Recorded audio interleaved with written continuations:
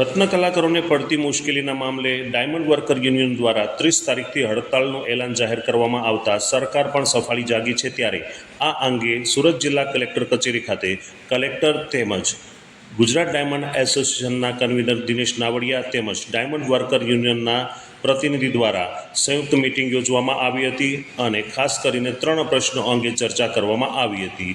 આ તકે સુરત જિલ્લા કલેક્ટર કચેરી ખાતે ડાયમંડ વર્કર યુનિયનના પ્રમુખે શું જણાવ્યું છે તેમજ આ અંગે દિનેશ નાવડિયાએ શું જણાવ્યું છે જાણીએ। Arvind Rathod, GTV news, Surat. ગઈકાલે ગુજરાત રાજ્યના સીએમ ભૂપેન્દ્રભાઈ પટેલને રજૂઆત કર્યા થઈ અનુસંધાને આજે કલેક્ટરશ્રીએ મને અહીંયા બોલાવેલો અને ડાયમંડ વર્કર યુનિયનના પ્રતિનિધિ મંડળે જેમને આવેદનપત્ર આપ્યું હતું એમને પણ બોલાવવામાં આવેલો। ખાસ 4 મુદ્દાઓ ઉપર ડિસ્કશન થયું હતું। પહેલો મુદ્દો હતો રત્ન કલાકાર કલ્યાણ બોર્ડની સ્થાપના કરવામાં આવે। બીજો મુદ્દો હતો રત્ન કલાકારના બાળકોની જે શૈક્ષણિક ફી બાકી છે એમને તાત્કાલિક રાજ્ય સરકારે એમાં મદદરૂપ થાય।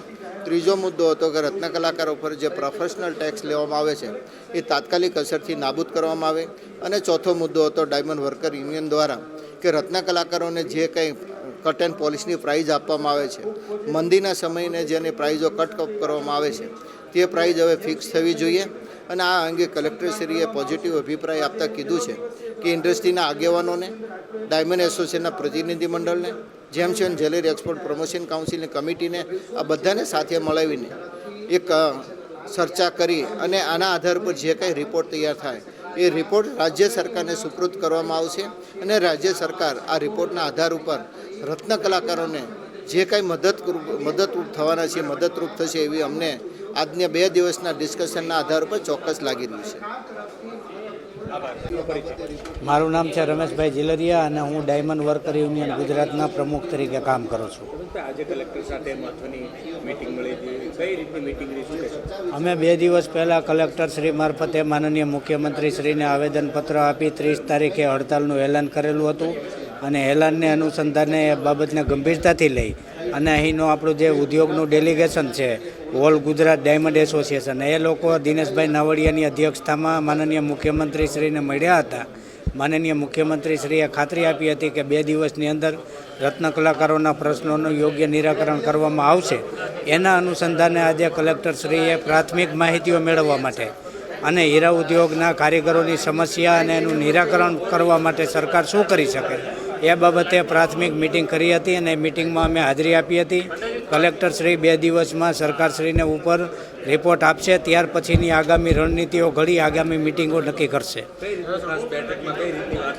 અમે અત્યારે રત્ન કલાકાર કલ્યાણ બોર્ડ આર્થિક પેકેજ અને 30% ભાવ વધારો એ પ્રાથમિકતા મૂકી છે કલેક્ટરશ્રી સમક્ષ અને આવનારા સમયમાં અમે 30 તારીખે જે હડતાલનો કોલ આપેલ છે એ કોલ અત્યારે યથાવત રાખેલ છે। જો એમાં સુખદ સમાધાન થશે તો એમાં ફેર વિચારણા અમે આગામી સમયમાં કરશું, પણ અત્યારે અમારો હડતાલનો જે કોલ છે એ યથાવત છે। आज डायमंड वर्कर्स एसोसिएशन की तरफ से उनके कुछ रत्न कलाकारों से लगते जो कुछ मुद्दे थे उनके ऊपर चर्चा हुई है और कल तो राज्य सरकार में भी इनकी रजूआत हुई थी और उस हिसाब से हम लोगों ने आज इनकी समस्याओं को जानने के लिए एक जो मीटिंग है सुनवाई भी दी थी और जो भी जो इनकी रजूआत हम लोग राज्य सरकार की समक्ष प्रस्तुत करेंगे और मुझे यकीन है कि राज्य सरकार इस पर जल्दी कुछ जो आवश्यक स्टेप्स होंगे ये उठाएंगे। सर, कौन से मेन मुद्दे थे इस पे चर्चा हुई?